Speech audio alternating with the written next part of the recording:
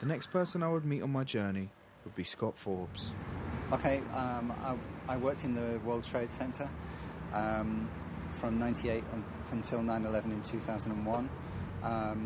My interest in the whole issue of a conspiracy for 9/11 is based on fact, that there was a power down in the South Tower on the weekend of the 8th and 9th of September. I worked on it. I was in the tower at the time, so I know for a fact it occurred along with many colleagues. I was at home on the day of 9/11, witnessing the events from my apartment because of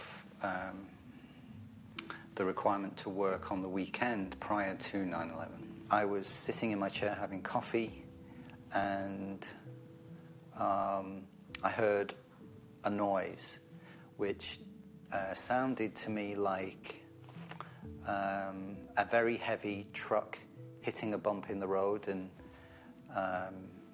like bouncing. So the noise was like bum, bum, bum, bum, like that. So I got up and went to the window and looked between the Venetian blinds down to the road, and there was nothing.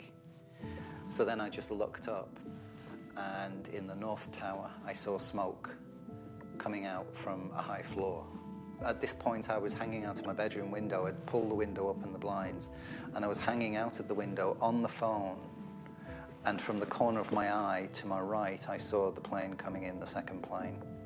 It came in from over New Jersey, Staten Island way, and it came almost entirely across the Statue of Liberty, quite an angle, into the tower, and it was coming down as well. I saw the South Tower go down just before 10 o'clock, 10 a.m. I didn't believe it. I didn't believe my eyes. It looked like a fantasy film. What I saw was the building crumbling, like sand. I remember thinking it looked like sand, and instinctively the thought went through my head, well, what did we do at the weekend? I didn't believe my eyes, and I didn't understand it either. And, within 20, 25 seconds, where our offices had stood, there was just air and smoke. So we worked on the Saturday morning, shutting everything down, handed over to the Port Authority, and it was handed back to us on the Sunday afternoon. So there was a period of probably 30 hours where there was no power. Right, and it wouldn't have just have affected camera security. It would have affected all the secure systems on doors for either key locks or security badges and so on. To undo them, they weren't working because they're all powered by electricity, so there was no power, there was no backup system, therefore they were all open. How does it make you feel looking at those photos? Kind of nostalgic, really, because it was fantastic working up there. I mean, you were working, but then you could just turn around and look out the window, and there was always something new going on every day. So it was quite an experience.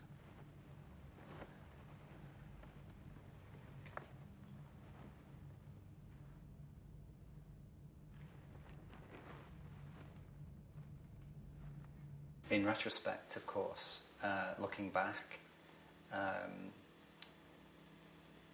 you think about everything that went on. The fact of the power down in itself was unusual. The fact that there were visitors to the tower, many in overalls, like engineers of some kind, wandering around the floors, carrying toolboxes and cables and so on. At the time, wasn't suspicious of it, didn't think anything of it. I guess my big thing is I'm not a conspiracy theorist. I don't like to be labelled like that. The information that I want acknowledged is factual, plain and simple. So, I don't have any clarion call for anybody. I just want the truth to be acknowledged and explained. When I tried to register the information with the 9/11 Commission thereafter. And when I pursued it with the Port Authority to acknowledge it, and the information was not registered by the 9/11 Commission, and it was not acknowledged by the Port Authority and is now denied by the Port Authority. The power down took place. And for me, it's